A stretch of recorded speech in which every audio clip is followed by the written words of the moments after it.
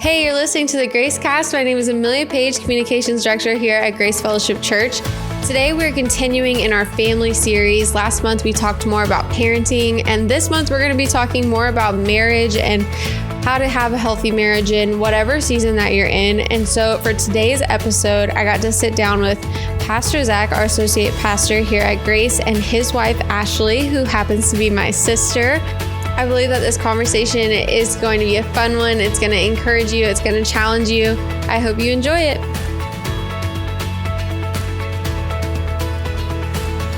Okay. Hi, guys. I'm excited to be back on the podcast today and having Ashley's podcast debut. She just told me she's never been on the podcast. And so I'm excited that she's here, her and Zach, and they're going to be talking all about marriage in the season of life that they're in. So why don't you guys go ahead and tell us a little bit about your fun season of life that you're in? Go ahead.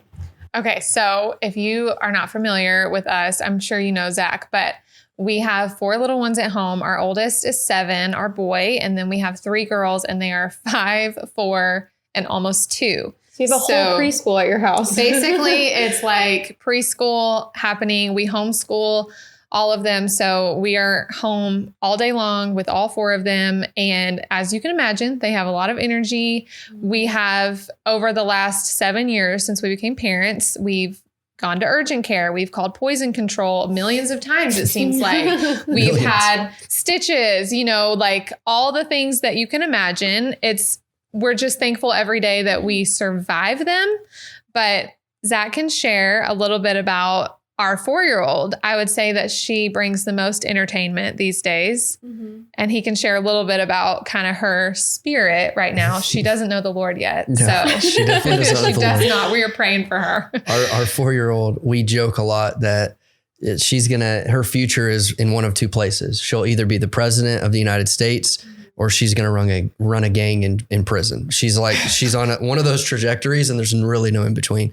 But she really is, all the characteristics to describe her. She's bold. She's fun. She's sassy. She's hilarious. Life of the party. She's funny. got a great sense of humor. Really too smart for her own good.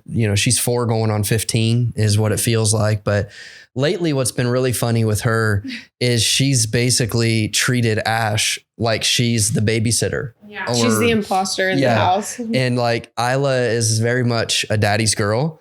And definitely. It's all about daddy. And, it's so funny the other day, I forget what exactly was going on. I was making my breakfast. Yes. Just minding my own business, making myself a bagel or something. No, it was a smoothie. A smoothie, that's right. She was putting all these things in a smoothie. But, fruits and vegetables.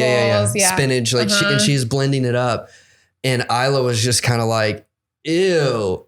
And she looked at me, she goes, Dad, what is that girl making? What is that girl making? And we're like, your mom? Yeah, me, your mom, the one that birthed you. I don't really want to be referred to as that girl in my own home. But yeah, she's definitely judging me day in and day out, just waiting for her dad to get home every day. So it's funny. Yeah, it's fun. We're making it. Yeah. Well, they are lots of fun and super cute. And my nieces and nephews, so I love them the most. But so we're obviously talking about marriage today in light of the season that you're in. So what do you feel like is the key thing for you, or key things in this season? I'm sure there's more than one. Just a season of raising kids and trying to keep your marriage healthy and all those things, not letting your kids rule the house. I think that something that Zach and I established even before we had our first child, and I know we talked a lot about these things when we were first married and talking about starting our family. But one thing that was very important to us is that we did not have a child-focused marriage. Mm-hmm. When kids were going to come into our lives, of course, your children are a huge priority, and you acknowledge them when you're making decisions and you think about them. But we wanted to fit them into an existing foundation that we had already established as a married couple. And our marriage is to be Christ-centered and not child-centered. Mm-hmm. I see that all the time with friends and just even observing other people, out in public. Mm-hmm. You can see very clearly what kind of family structure they have. Yeah. And I try not to judge people off of one interaction, but you do see patterns in people's lives where you think, I wonder if they would be healthier happier, and the children even would be healthier and happier if the parents would not make everything center around their child's needs and their child's wishes, but instead focus more on their relationship with Christ and then their relationship with each other as adults and as, authorities in the children's lives, and having that be first and foremost. And I think that trickles down into the relationships that you have with your kids. And it's such a great example for them to see that your life and your family exists around what Christ has for you. And then you're also, as a married couple, you're showing each other respect.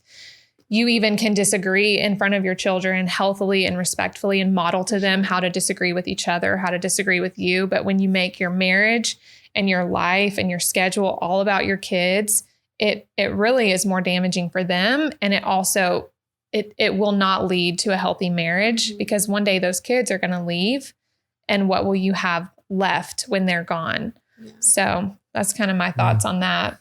Yeah. I've always thought the majority of our marriage, if God lets us live, whatever the average lifespan is, if he lets us have, let's say 50 years of marriage together. I mean, truly, when you think about it, maybe 25 of those years are going to be spent with kids, depending on how it all falls out, which means the other 25 years is going to be just us.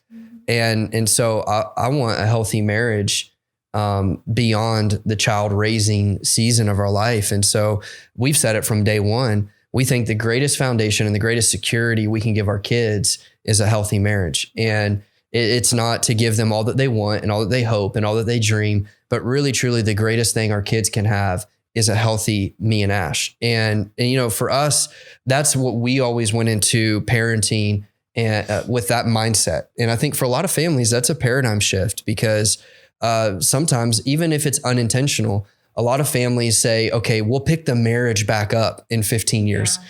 Or in 18 years, or whenever the case may be. Hey, we'll still coexist. We're going to co-parent. We're here together. We're going to make it happen, but we'll pick up our relationship later. And for us, we were like, actually, I think the Christ-centered way to do this is the exact opposite of that. And that is to show our kids, I want my kids to know that Jesus is my number one priority and that Ashley is my number two. And I never want that line to get crossed. I want them to have an awareness that they are not number two or number one in my life. Jesus is first, and then my wife is second, and then the kids can fall in line at third. And so I think that actually sets the child up for more success when it is when the foundation is that way. And so for us, even in a practical example, for us, that looks like we try to do the best we can to prioritize a date night. We can have conversation in our home. And like Ash said, I think it's good to just have an authentic relationship in front of your kids. But there's also things that adults should not discuss in front of children. And sometimes it is difficult to have that adult conversation or have a conversation, that her and I need to have. And whenever you're trying to pick up a difficult conversation or even just a serious one at 9:30 at night, that may not be the best time to do that. And so sometimes a date night is just an opportunity to, how's your soul?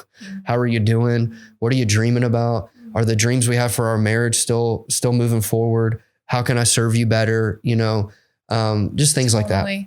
I think too, like practically, because I know when I listen to stuff like this, it's always like, well, vacation together more or go on date nights more. And that's how you can prioritize one another. But that's not always feasible or practical or doable. And I even think about, if someone's listening to this, or if they hear a conversation like this and they're thinking, well, but my kid has special needs, or my kid is in and out of a hospital, or how do I make that my reality? How can my life not be all about my child if they are, so needy, or they've got this big thing going on? And it doesn't mean that there's not seasons where your child has to be, you have to spend more time with them than you would with your spouse.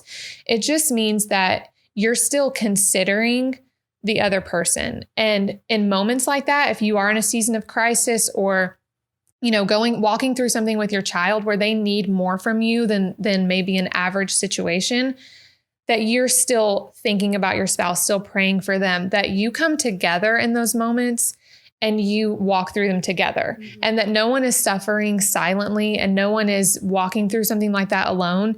For us, it's practical things like Zach unloading the dishwasher. He makes our bed. I I don't have to wait around for him to do something. And if I want something like that done and I can't get to it, I can ask him. We don't have to just like stuff our desires and stuff our feelings, but we're able to say, hey, this is what I need. And I know that I'm a priority to him.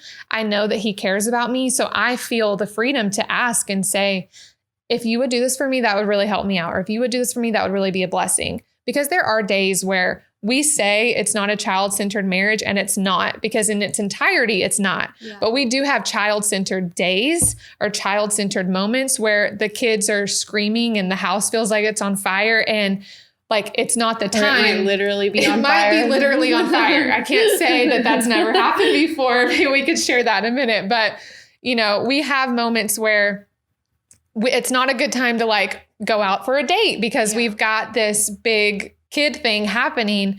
That happens in life, but I'm still thinking about him, and I know he's still thinking about me, and we're still making time for each other. And I know that we can meet together, and it's even just the practical things of like, our bedroom is not for our kids. Now, we have had some trouble with our kids sleeping, and they do sometimes end up on our floor, but we've tried not to make a habit of saying that the kids can sleep in our bed or that the kids can sleep in our room. Mm-hmm. We've defined that space as ours. It's our place for conversation, for connection, and we try to keep a boundary on that with our kids. We also tell them, hey, mom and dad are talking right now. Is it an emergency? And sometimes they say yes, but we know that it's not. Is it an emergency? Okay, then don't interrupt, because mommy and daddy, we have something that we need to talk about right now. Why don't you go color, or why don't you go play outside? Because mom and dad, we need to talk right now. And I think that's perfectly appropriate and healthy. But I just wanted to like give kind of a disclaimer, because I know that not everybody is in a season like we're in. Yes, we're in a hard season of raising kids. It's not easy, but we're blessed that we don't have a child with medical needs or things like that. We're not walking through something like that. And I just didn't want someone to think, well, I have this going on, and let that be an excuse to let your marriage fall apart, because it's going to look different, but your heart, it should still be connected to your spouse, even in moments like that. Yeah. Let me say this to maybe a husband out there. I'm a competitive person. And so I think through a competitive lens in many ways, and I try to make sure it's always healthy. But for me, like Ash was saying, Zach unloads the dishwasher, he makes the bed or does this stuff. And, I can ask him for something, and because I'm a priority, he'll do it. And in my mind, I almost try to make like a competition out of it, just for me personally. Obviously, I don't do this well every day, but I try to do the best I can to think about, okay, what is she going to ask me? And I want to do it before she asks. And like, I make like a little competition with myself that if I could wipe the counters down or the table down or unload the dishwasher or load the dishwasher or make the kids breakfast or make the bed. And I try to I want to beat her to it. So I don't want to make her feel like she has to ask me. I want to try to get ahead of it. And it's just something, not everybody's wired like that. But for me, it's like kind of like the way I'm wired is like, I want to try to like think about, okay, what is she thinking about, or what does she need right now? And I want to beat her to it. I want to try to get there first before she ever has to ask. And for me, I really think that's a huge key to marriage. At least what we've learned early on here in our marriage is it really is about, am I looking to be served by her, or am I looking to serve her? Do I know her needs, and am I looking every day to try to meet her needs? Or do I know my needs and I'm trying to see, is she going to meet mine today? And if she doesn't meet mine, now I'm going to get upset and stuff, or, make something unhealthy out of that. Or am I going to walk into today and think for myself, okay, what are Ashley's needs, and how can I best serve her today? And trust me, I believe this with all my heart. If I walk into every day that way, I believe she'll walk into every day that way. Yeah. And I think where a marriage really gets healthy is when we go into every day trying to outserve each other. Mm-hmm. That would be a much better way to go into every day, instead of saying, oh, I'm going to just kind of keep an eye open and see, are they going to help me today? Are they going to ask me what I need? And instead of viewing your marriage that way, like, oh, he's going to fail me again, or she's going to fail me again, go into the every day saying, oh, how can I outserve her today? Mm-hmm. And if both spouses go into every day thinking, how can I outserve my spouse? How can that not be a healthy marriage?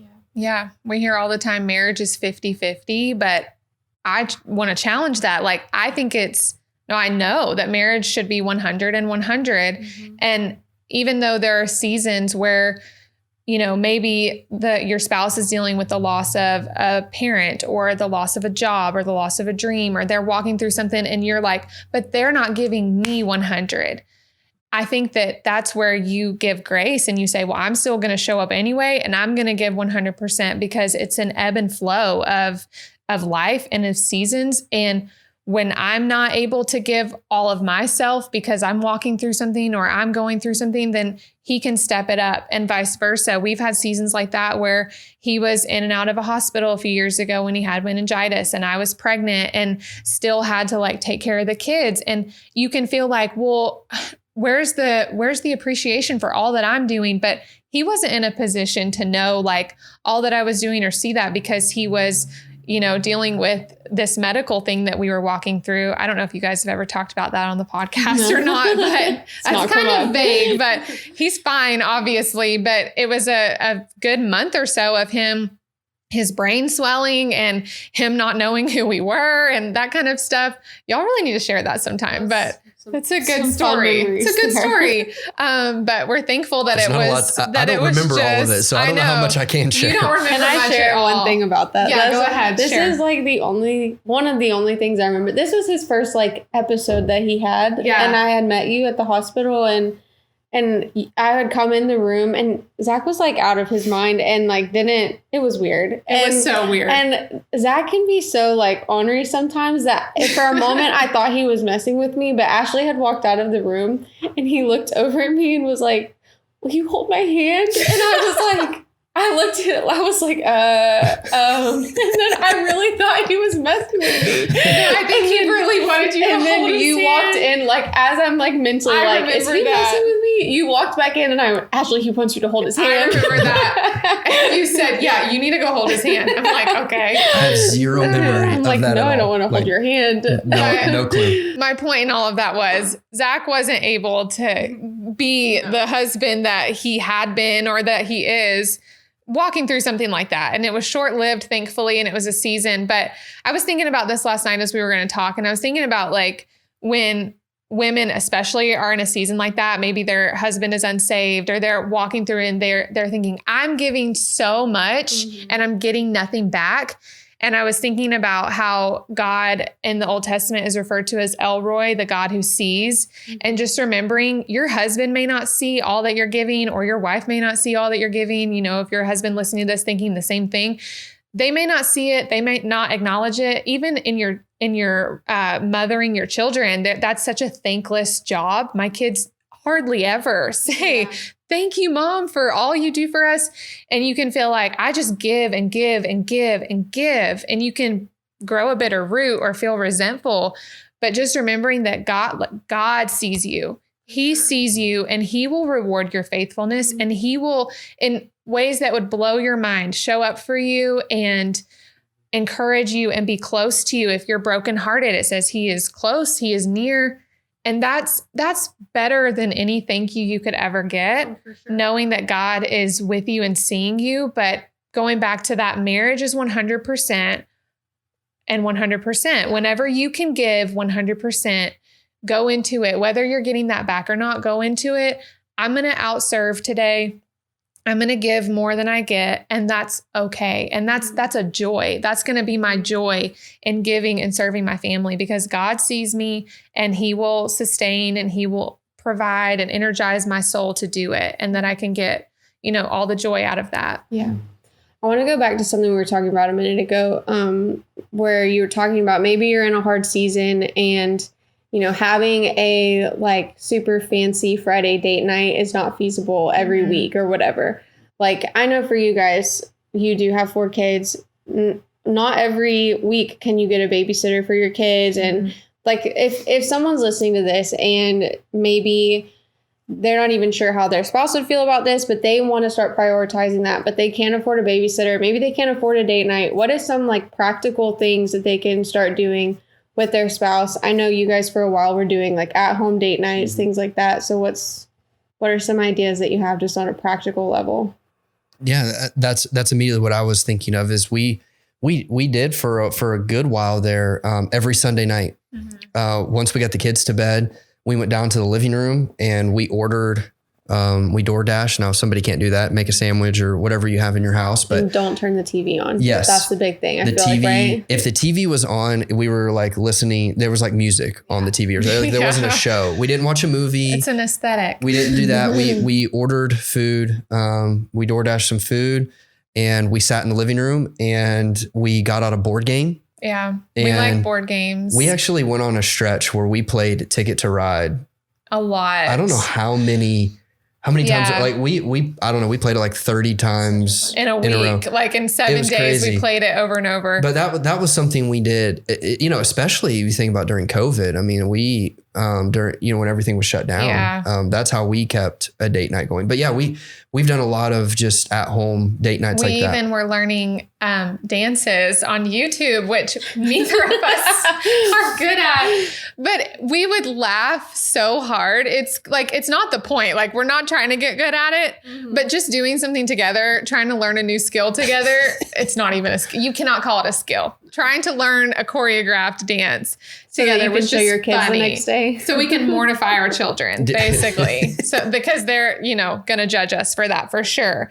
But I think it's important to know each other's love languages. For me, it's quality time. For him, it's physical touch. And I think just making space for that and saying like, okay, well, how can we customize our time together to make sure that it's going to fill us both up, that we're both going to feel, connected to one another. Because I think, if you buy someone a present and they really just want time with you, that's, you can miss it. But so I would recommend even just like reading the book or looking up online, maybe you can take a quiz, but the 5 love languages and figuring out how, you can feel most connected and supported by your spouse. For us right now in this season, acts of service is so big because we both just feel overwhelmed all the time with the housework and the workload. We're just in a busy season and all of our kids, they can't really pull their weight at home yet. So when we can do things like that for each other, it wouldn't have meant as much when we were first married, for him to unload the dishwasher. But now that's like, oh my gosh, that's like the nicest thing you can do for me. That's so big. It helps so much. Those things really matter. But you can definitely spend time together, even if you can't get a babysitter, even if you can't afford to go out, go on a vacation, just make sure you're spending time together in a way that is going to matter to you. It doesn't have to look like an Instagram. No way. Yeah. And you don't even have to document it. No. Nobody even has to know. It should be special for you. Right. So I see a lot of families when they get into seasons like this, where they're busy, their kids maybe are running their house, things like that. They give up being in community, which we know in our faith is such an important thing to be in community. So how does community play a role in your marriage and your family and the importance of that? Yeah. So when I think of community, I think of it in primarily 2 spaces. I see big community and I see small community. And I think both are vitally important. So first of all, if I could talk about the big community side of things, I think one of the easiest things somebody can do in their Christian walk is show up to church on Sunday. And I'm not even talking about coming, like at Grace, we have 2 services, I'm not talking about even doing both services and serving somewhere. I just mean show up at 10 o'clock on Sunday or 5 o'clock on Saturday and drop your kids off in the kids area and just go worship. That to me is so vital to your Christian experience. There's a reason why God set up the church the way he set up the church. And so to me, that's what I mean by big community is you're not really doing life with people at that level. But there is an incredible value to just showing up to church on a consistent, faithful basis and being with the people of God, worshiping God with the people of God, hearing the word of God preached, and just being in community that way. But then I think really where it's most important is to have small community. And, at Grace, obviously that's our life group ministry, but I say this a lot to couples. You can't afford to not have community in this season. If you prioritize, everybody prioritizes stuff every day. It's just about what you make time for. There's enough time in a day to do what you need to do. There's enough time in a week to go to a life group. There are so many people that I see in our life group ministry overall. There's a couple in our life group ministry, both the husband and wife work a job. He's the owner of a company. She works her own job. They have 3 kids, and yet they're in life group pretty much every week. Yeah. And I just look at it and I'm like, we either prioritize it or we're going to make an excuse. And I just think for your marriage, one of the best things you could do is be in a life group, be in community, be known by people. And I really do believe that phrase, it takes a village to raise kids. I really do. And I think that's your family is a part of that village, obviously.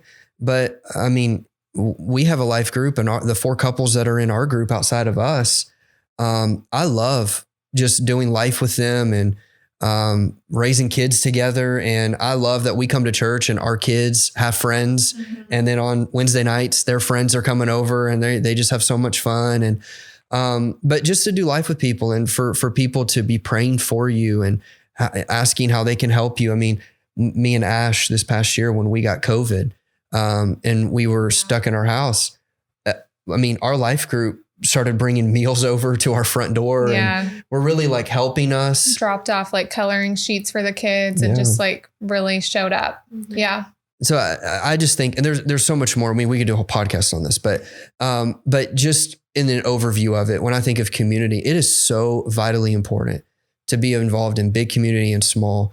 And if anything, earlier we were talking about, one of the greatest things we give our kids is a healthy marriage. I think, like, I'll just speak to this level, on this level personally. I did not grow up in a pastor's home, but I was at the church probably more than the pastor's kids were. People literally thought my dad was on staff. That's how much we were there. And I really believe a huge reason why I'm in ministry today is because of how committed and faithful my parents were to the church, just as lay people. My dad didn't have a title. He didn't have a position. Neither did my mom.